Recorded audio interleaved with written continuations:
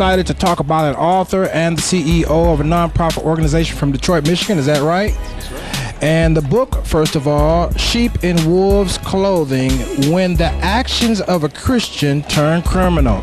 We could preach on that right there, but we're going to behave ourselves. Tell us a little bit about the book.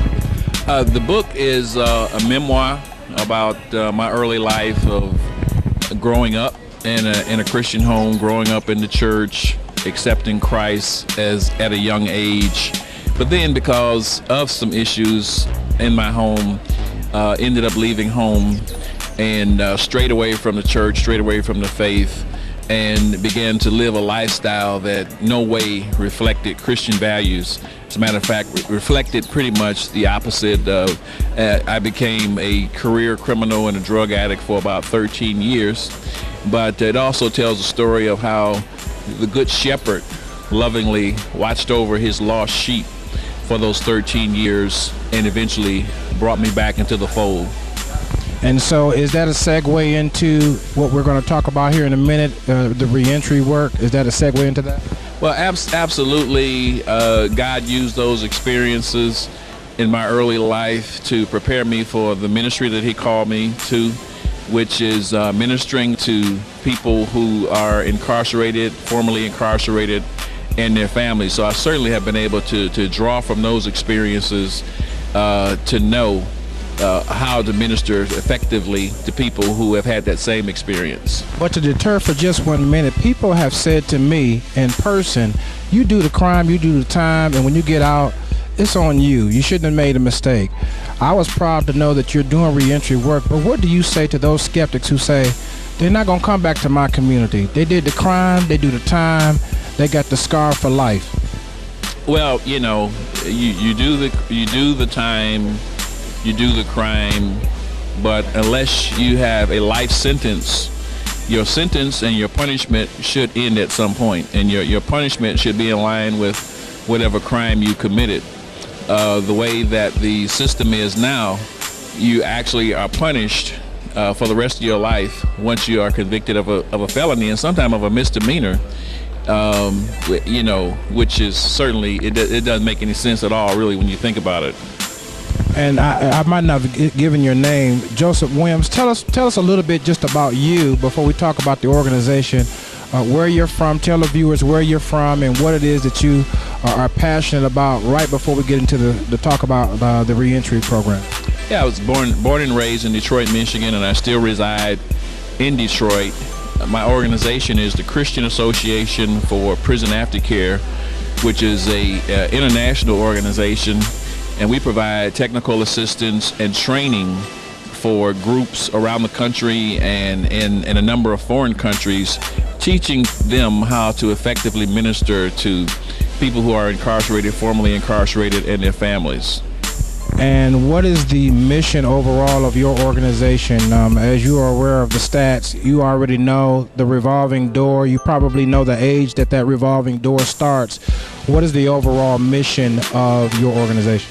Our mission is to empower prison ministry and reentry professionals to effectively serve those who have been affected by crime. And you know, you mentioned the age range of our target population, those who are in prison, is between 20 and 34, which is a very critical age in a person's developing their life, their family, their career. So it's very important that we be able to intervene and help people to overcome that. And as you've worked this organization, I see today you're here in Atlanta and you have a conference, but what has been a major or even a minor obstacle in making sure that we are presently there intellectually, spiritually, financially, academically, whatever, for those who will be released? What has been some barriers to that, getting that help to those individuals who will be released? Well, you alluded to it earlier, and the major barrier is the stigma that is associated with a person who has a felony conviction.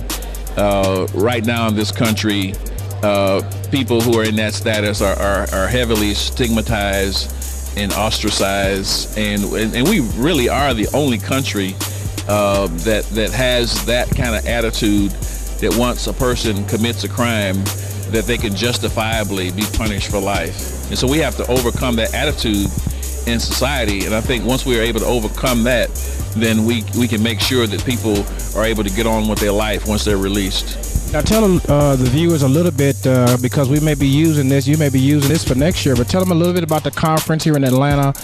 Why is it here in Atlanta? What you're hoping to accomplish, and what is the response to the conference? This is our 10th year of hosting this National Prisoner Reentry Conference. We move it around the country in strategic locations. We decided to have it here in Atlanta because in Georgia there's a great need to be able to provide training and technical assistance and resources and the opportunity to network among those who are interested in helping individuals in the state of Georgia who are coming out of prison. Although we typically get people from about 40 states at these conferences each year. So it's almost like a multi-state you just hosted. Georgia just happens to be hosting it. It is a national conference, and we even have people here from foreign countries. We have people here from Africa. We have people here from Canada as well. Well, I was excited to see reentry. When I see that word, my heart jumps, because now we know that means that offender, having served his sentence or paroled or probated, will now re-enter into the community or the society. So give me a final word on that word reentry, and how just common viewers and common people who may not have a lot of influence and impact but still may have a little bit of that stigma in their minds, how can they view reentry as a more palatable, you know what I'm saying, word for those people who will be released eventually back to their communities? Well, those people who are in prison who will eventually be released back into the community, they are our sons and our daughters, our brothers and our sisters, and we need to have the ability to help them be restored, to become productive, to be able to reach their God-given potential, because they have a lot to offer us. So we can't afford to just throw away all that human potential. Somebody who's sitting in a prison cell today could come up with a cure to cancer. They could come up with an answer to some of the social challenges that are facing us today. So it's not just for their benefit, but it's for our benefit as well. Well, I am proud to be here again. We have Joseph Williams here in Atlanta. For those that are watching us on demand, this book is available where? You can order this book at MrJosephWilliams.com. MrJosephWilliams.com. Sheep's in wolves' clothing, when the actions of a Christian turns criminal, the second edition. And my name is Marcus Salette. I'm so glad to be here with Mr. Williams, and we're looking forward to building a relationship from this point on to celebrate those who are re-entering into our communities. Marcus Salette with Mr. Joseph Williams, thank you so very much for your time, your book, and your organization here in Atlanta. Thank you so much, Marcus.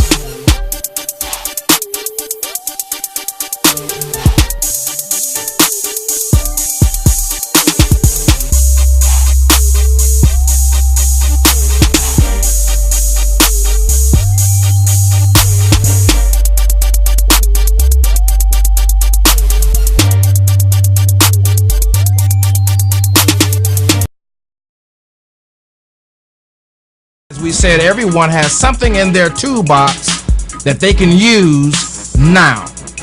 Within an arm's reach, I have something in my life, someone in my circle right here, right now, that can advance me forward. And I also have people around me, and I have things in my life and things in my own personality that serve as distractions and obstacles that will stop me from advancing. Whatever the case may be, take inventory, write it down.